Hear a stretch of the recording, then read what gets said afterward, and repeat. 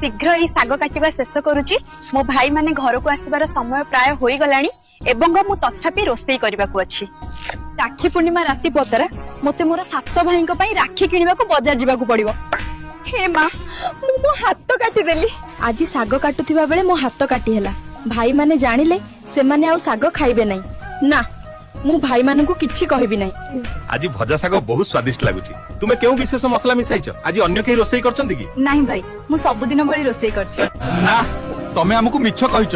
ए खाद्य एते स्वादिष्ट मु आगुरु केबे खाइ नथिली। मु जानि पारुची किछि ठीक नाही। मु आज सत्य जानिबी। भौणी आज भजा साग एते स्वादिया काहे लागुची? मते कुओ भाई। साग काटुथिबा बेले मो हाथ कटि गला। आ किछि रक्त तरकारी रे मिसि जाइथिबो। ओहो मो भाई माने मु जाने तुमे समस्त कोन भाबुछ।